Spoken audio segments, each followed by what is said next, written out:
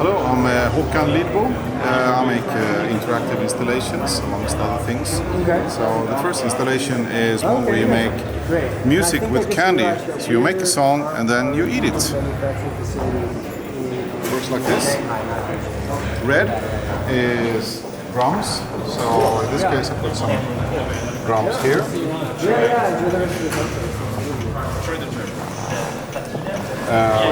There's some hi-hats. So each row represents one musical instrument. And this is a bar, as you see on this interface.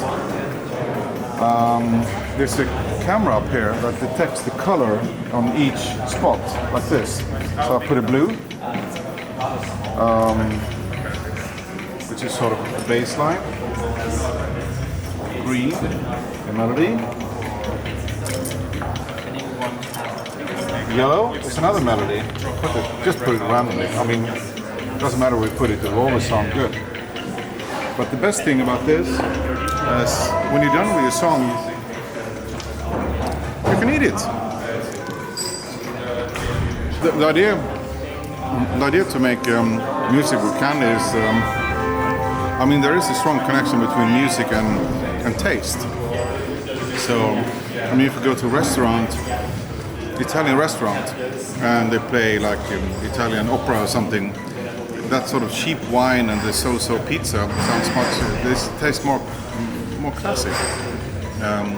If the same restaurant would play the same music as you hear in a Chinese restaurant, they would, what's wrong with this food? What's wrong with this wine? So, music and taste is really connected, and music and sound as well. I mean.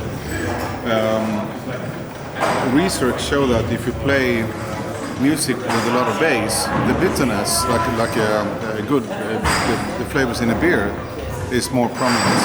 If you play music with a lot of strings and bells, more high frequency instruments, the sweetness comes forward. So there is a clear relation between music and taste. So that's the background. But basically, in this case, it's a part of some sort of non-financed private quest to find out what music could be, except what it already is.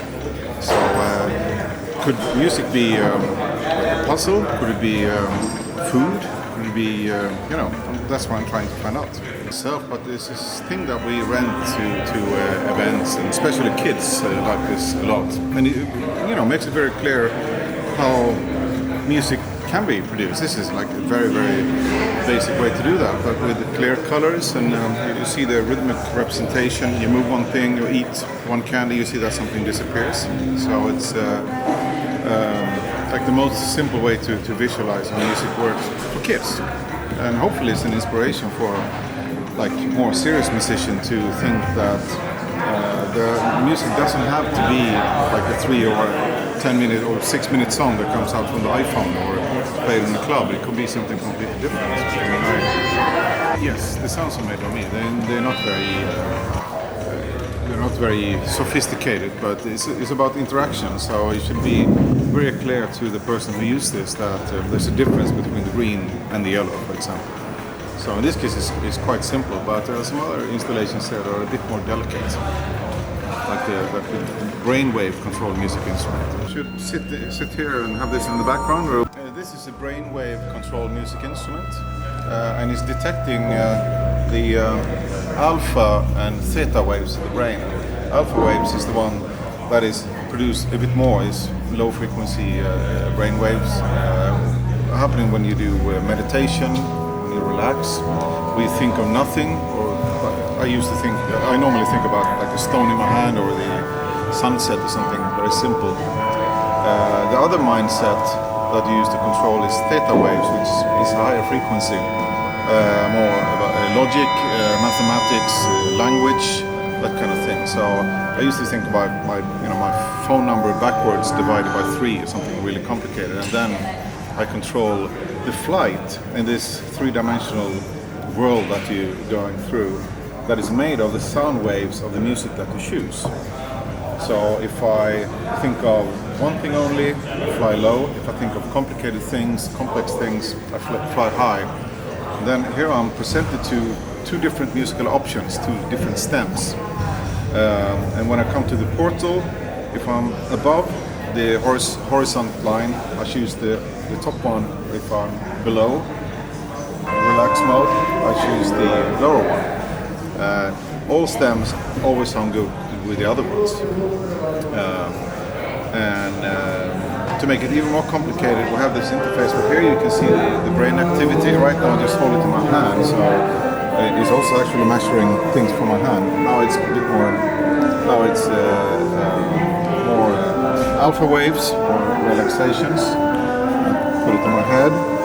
Probably change because I'm talking. In a while, sorry, I didn't do that. Maybe I should put this on. Like that. And this is how the music is organized. So this is a representation of the music. Each triangle represents 3 stems, and they're related to each other. So if I'm using one stem from there, and from there, the next choice would be like a neighboring stem. And this sphere is like a planet with different musical dialects. So by this tunnel is also representing this sphere, so you can travel around this sphere and discover different musical dialects. So they in different keys, different tempos, and different moods. And also, if you, in general, choose the top choice, is you get more high-pitched, shimmering music. If you choose the more relaxed mode, you will get more mellow music, more relaxing music. So it's yeah. The idea was to create an interface that anyone could just put on, and you don't really have to have any background understanding, just the feeling of actually flying in this world of music and making your choices with the brain. And it takes about a minute or 1.5, and then you start to get it, and you feel that you can actually control the musical choices. This installation is like the portable version of an installation that we did for the Museum of Science and Technology in Stockholm.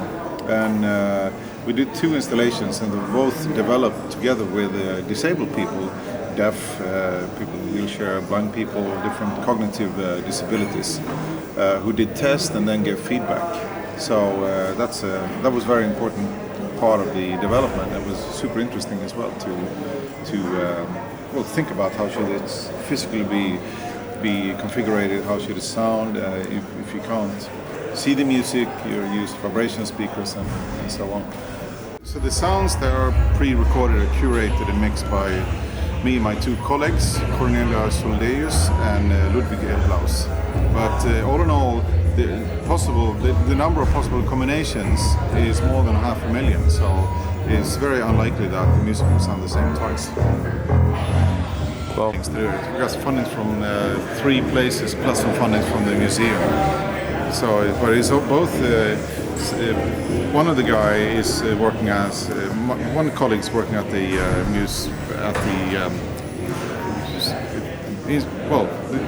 University of Technology and Science in Stockholm. So he's doing his PhD in sound interaction right now. And my other colleague, she's running a gallery, so she comes more from the art scene, and she's been doing meditation for a long time. But she also has like some medical education behind her as well. And I'm just a musician.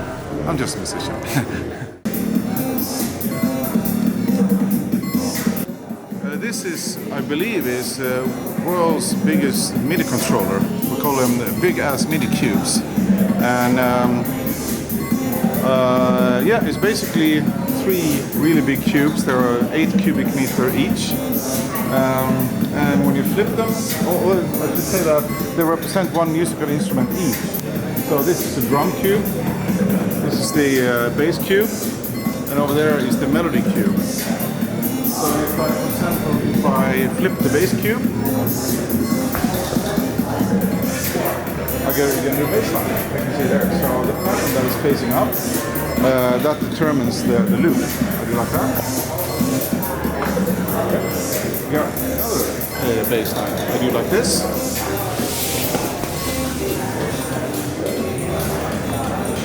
So I change the drums and bass. goes the melody. If I tilt them 45 degrees, maybe like this, there's a filter kicking in. So I get this high-pass filter so I can make really nice breaks. So it's a very different musical instrument. And it's an instrument that is most musical instrument, you think that you maybe perform better if you're drunk, but you don't. It just feels like that. But in this case, you actually perform better if you're drunk. You can come up with new ideas, maybe put them on top of each other, throw them in your friend's head, or you can come up with brilliant ideas. You asked me how I come up with this idea. The thing is, some years ago, I made an app together with a Yellow from Switzerland called the Yellow Fire, and it works like this. Take down the music. So I made an app called the Yellow Fire that claims to make interesting music out of any sounds in no time. So I just record a sound.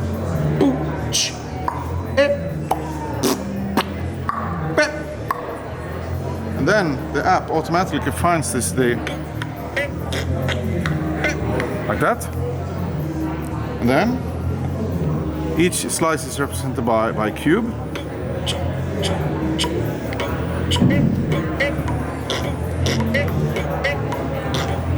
And I add effects like that. Then I add it like that. Do some editing. Volume like this. Pitch like this. And then, I could easily, then I can add some, if I want to add drums, for example, add a bass line maybe. I can randomize the bass line if I like to. And arrange like this. Oh, sorry. So you really make a funny song with any sound in no time. So I was thinking that in this case I have this colored cubes that I move with my big fingers. But if it was the other way around, that I was really small and the cubes are really big.